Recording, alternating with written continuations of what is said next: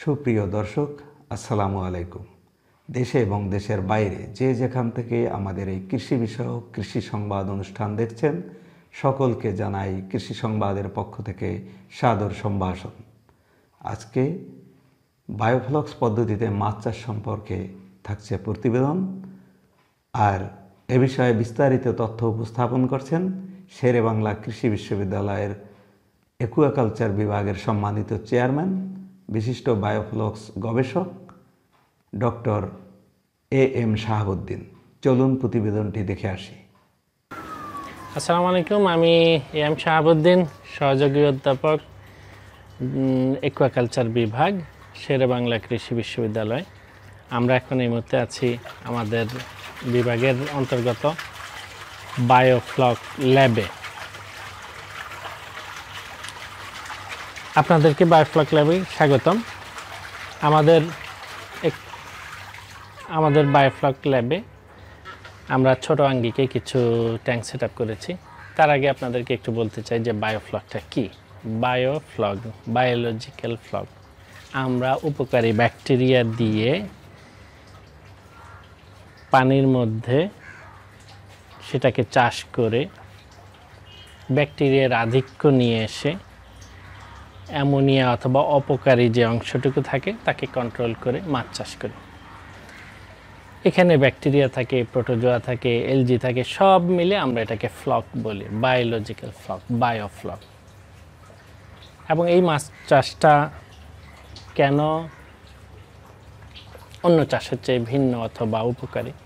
এক হচ্ছে আপনি এখানে উচ্চ ঘনত্বে মাছ চাষ করতে পারবেন, অর্থাৎ সাধারণত পুকুরে অথবা খাঁচায় যতটুকু ঘনত্ব দেই, এই মাছ চাষে নিবিড়ভাবে উচ্চ ঘনত্বে মাছ চাষ করা যাবে। এবং এখানে মাছের জন্য আমরা যে খাবার ব্যয় করি সেই খাবারের পরিমাণটা কম লাগবে। তৃতীয় হচ্ছে মাছটা রোগ জীবাণু থেকে মুক্ত থাকে, বায়োলজিক্যালি সেফ থাকবে, বায়োসিকিউরিটি দিবে সে, কারণ সে নিজে উপকারী ব্যাকটেরিয়া অন্যদেরকে আসতে দেয় না, তাই মাছগুলি ভালো থাকে, বায়োসিকিউরড হয়। এবং এই মাছটা যেহেতু কোনো রাসায়নিক, কোনো অ্যান্টিবায়োটিক, কোনো কিছু ব্যবহার করা হয় না, তাই স্বাস্থ্যের জন্য ভালো এবং স্বাস্থ্যসম্মত মাছ। আমরা এইভাবে জৈবিকভাবে এই মাছটা চাষ করতে পারি। বায়োফ্লক করার জন্য আপনার যে যে বিষয়গুলি লাগবে, আপনার একটি ট্যাঙ্ক করা লাগবে। ট্যাঙ্কটি আপনি ট্রিপলের ট্যাঙ্ক করতে পারেন, আয়রন রড দিয়ে করতে পারেন, অথবা আপনি সিমেন্টের তৈরি ট্যাঙ্ক তৈরি করতে পারেন। এটা আপনার উপর নির্ভর করবে। আপনি যদি সাধারণত রড, ট্রিপল অর্থাৎ অথবা এইচডিপি, হাই ডেনসিটি পলিথিন, এ ধরনের পলিথিন দিয়ে তৈরি করতে চান তাহলে তৈরি করতে পারবেন। সাথে লাগবে আপনার অক্সিজেনের জন্য এয়ার পাম্প, আমরা ব্লোয়ার বলি, অক্সিজেন পাম্প বলি, যেভাবেই বলি ব্লোয়ার পাম্প লাগবে। তাদেরকে সাপ্লাই দেওয়ার জন্য কিছু পাইপ লাগবে, অর্থাৎ অক্সিজেন মোটরের সাথে সংযোগ দেওয়া সে ধরনের পাইপ লাগবে। সেখান থেকে আবার ছোট আঙ্গিকে সংযোগ দেওয়ার জন্য পাইপ লাগবে। কিছু এয়ার স্টোন প্রয়োজন হবে, এটাকে স্টোন বলে, এয়ার স্টোন। বাতাসটা এদিক থেকে এসে ক্ষুদ্র ক্ষুদ্র ক্ষুদ্র ক্ষুদ্র ছিদ্র দিয়ে বের হবে এবং এই স্টোনটা, এই পাথরটি পানির নিচে থাকবে। যত ক্ষুদ্র ছিদ্র দিয়ে বের হবে তত সে অক্সিজেন নিয়ে বেশি পরিমাণ অক্সিজেন পানিতে দেবে। উদ্দেশ্য হচ্ছে পানির ভেতরে অক্সিজেনকে, প্রচুর পরিমাণ অক্সিজেনকে সাপ্লাই দেওয়া। আর এই যদি ফ্রেমের তৈরি বা ট্রিপল বা এইচডিপি দিয়ে করেন, আপনাকে নিচে একটা বেসমেন্ট করে নেবেন ইট দিয়ে। সাধারণত রাজমিস্ত্রি বা যে কাউকে বললে আপনাকে বেসমেন্টটা করে দেবে। বেসমেন্টটা যখন করবেন তখন দুটো জিনিস খেয়াল রাখতে হবে। এক হচ্ছে যদি সম্ভব হয় পানি দেওয়ার জন্য পানি ইনলেটটা তৈরি করে নেবেন, অর্থাৎ পাইপ দিয়ে নেবেন এবং একটা আউটলেট তৈরি করে নেবেন। তো ট্যাঙ্ক থেকে সে পানি বের হয়ে যেতে পারে এমন একটি আউটলেট তৈরি করে নেবেন। যদি অতিরিক্ত পানি বের করে দেওয়ার প্রয়োজন হয়, এই আউটলেটটা সামনে লেবেল পাইপ দিয়ে সংযুক্ত, অর্থাৎ এই পাইপটি যখন ট্যাঙ্ক ভরে যাবে, 3.5 ফিট উচ্চতায় পানি উঠে যাবে, তখন এখান দিয়ে ওভারফ্লো হবে। আবার আমি যদি প্রয়োজন মনে করি যে কিছু পানি 5% পানি বের করে দেবো, কখনো আমি এই পাইপটাকে খুলে ফেললে সমস্ত পানি বের হবে আমার ডিজায়ার অনুযায়ী। কাজে আমি সেই কাজটাও আমি এই পাইপ দিয়ে করতে পারবো, এই লেভেল পাইপ দিয়ে। এটা হচ্ছে আউটলেট। আর ইনলেটের জন্য আপনি সরাসরি পানি দিতে পারেন, অথবা ইনলেট পাইপ যদি তৈরি করে নেন, স্থায়ী হয়ে গেল, একটা জায়গায় স্থায়ীভাবে পানি আসলো, ওই দিক দিয়ে আপনার প্রয়োজন অনুযায়ী পানি দিতে পারেন। পানি ইভাপোরেশন হয়ে যায়, বাষ্পায়িত হয়ে চলে যায়, কিছু পানি আপনাকে অ্যাড করার প্রয়োজন হতে পারে, সেটা করবে। এখন এই জিনিসগুলি কোথায় পাবেন আপনি? এই জিনিসগুলি বিভিন্ন জায়গায় পাওয়া যায়। আমাদের দেশে সাধারণত আমরা নবাবপুর যে জায়গাটাকে বলি, গুলিস্তানের দক্ষিণ পাশে, ওই বাজারে এগুলি পাওয়া যায়। আপনি আপনার মতো করে খোঁজ করে নেবেন, অথবা থার্ড পার্টি সোর্স বলে বা অন্য কেউ আপনাকে করে দেয়, সেটাও আপনি করতে পারেন। এটা আপনার উপর। আপনি যদি বিভিন্ন সোর্স থেকে নিয়ে জেনে থাকেন, তাহলে অনেকেই সাপ্লাই দেয়, কেউ ট্রিপল সাপ্লাই দেয়। আপনার যে আশপাশে যারা গ্রিল মিস্ত্রি আছে তাদেরকে বললে এটা তৈরি করে দেবে। আমি আমার এই ট্যাঙ্কটা 2000 লিটারে করেছি। 2000 লিটারের জন্য 5.5 ফিট ব্যাস, অর্থাৎ এর এপাশ থেকে ও পাশ হচ্ছে 5.5 ফিট, আর তার উচ্চতা হচ্ছে 4 ফিট। এটার মধ্যে যদি 3.5 ফিট পানি থাকে তাহলে 2000 লিটার পানি থাকে। এখন আপনি যদি 5000 করেন, ব্যাস বেড়ে যাবে, উচ্চতা একই থাকবে। যদি 10,000 করেন, ব্যাস বেড়ে যাবে, 10 ফিটের উপরে চলে যাবে যদি 10,000 করেন।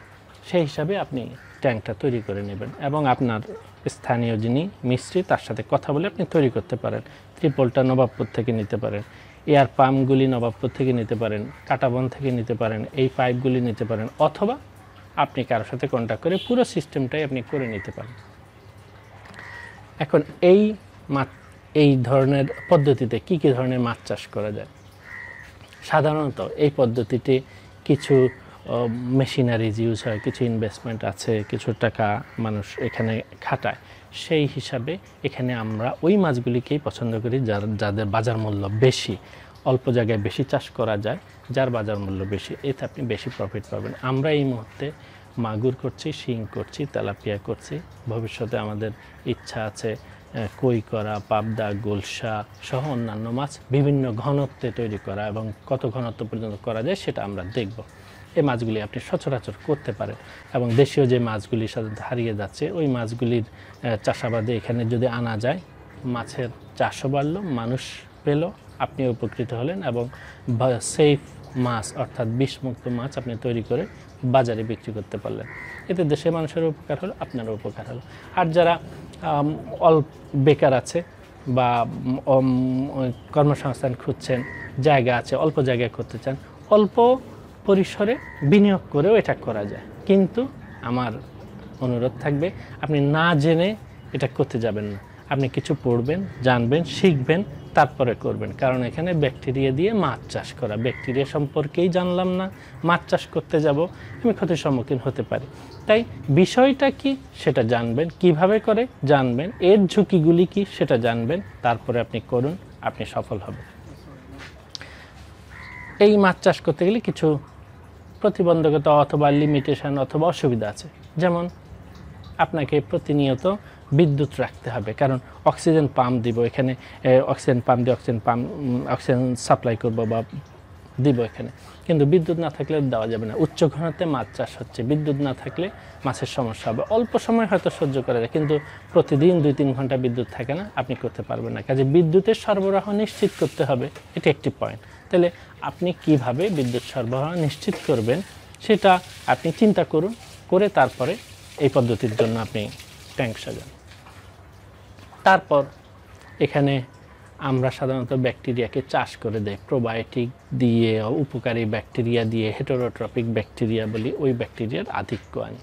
ব্যাকটেরিয়ার জন্য বাড়ার জন্য কি প্রয়োজন সেটা জানবো, এবং মাছ আবার বৃদ্ধির জন্য মাছের খাদ্য প্রয়োজন সেটা জানবো। আমরা এখানে মাছের খাদ্য হিসাবে বাজারে যে প্রচলিত ভাসমান খাবার, আমরা ভাসমান খাবার দিয়ে থাকি। ভাসমান খাবার দেওয়া মানে হচ্ছে প্রোটিন দিলাম মাছকে, মাছের বৃদ্ধির জন্য প্রোটিন দিলাম।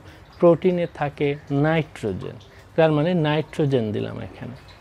এখন এই যে নাইট্রোজেন দিলাম, প্রোটিন দিলাম, এই প্রোটিনের একটি বড় অংশ আবার পানির মধ্যে চলে আসবে। মাছ একটি অংশ ব্যবহার করে তার বৃদ্ধি করবে, সে বৃদ্ধি পাবে, কিন্তু তার বৃদ্ধির সাথে সাথে বড় একটি অংশ পানিতে চলে আসবে, যেটা পানিটাকে দূষিত করবে, অ্যামোনিয়া তৈরি করবে। এই নাইট্রোজেনটাকে আবার ব্যাকটেরিয়া তার বৃদ্ধির জন্য গ্রহণ করবে। তাহলে ব্যাকটেরিয়া বৃদ্ধির জন্য আমরা কার্বন দিয়ে থাকি, কার্বোহাইড্রেটের যে কার্বন, সে কার্বন দিয়ে থাকি। নাইট্রোজেন যদি 1 দেই তাহলে কার্বন দিব 10, তাহলে 10-এর সাথে 1-এর অনুপাতে 10 গুণ বাড়াবো, 2-এর অনুপাতে সেটা 20 হয়ে যাবে। অর্থাৎ প্রোটিন দিলাম 100 গ্রাম, খাবার দিলাম 100 গ্রাম, সেখানে প্রোটিন আছে 30 গ্রাম, সেই 30 গ্রামে নাইট্রোজেন আছে 15.5 গ্রাম। কাজে এই 15.5 গ্রাম নাইট্রোজেন আমি দিলাম, সেই 15.5 থেকে মাছ 25% ব্যবহার করে নিল, অর্থাৎ 75% রয়ে গেল। সেই 75 অনুপাতে এখন সুপ্রিয় দর্শক, এই ছিল আজকে বায়োফ্লক্স পদ্ধতিতে মাছ চাষ সম্পর্কে বিস্তারিত প্রতিবেদন। অনুষ্ঠানটি যদি আপনাদের ভালো লেগে থাকে তাহলে আমাদের চ্যানেলটিকে সাবস্ক্রাইব করুন, লাইক শেয়ার করে অন্যকে জানাতে সহযোগিতা করুন, কমেন্ট করে মতামত দিন। যে যেখানে আছেন ভালো থাকুন, সুস্থ থাকুন, কৃষির সাথেই থাকুন। ধন্যবাদ সবাইকে। আল্লাহ হাফেজ।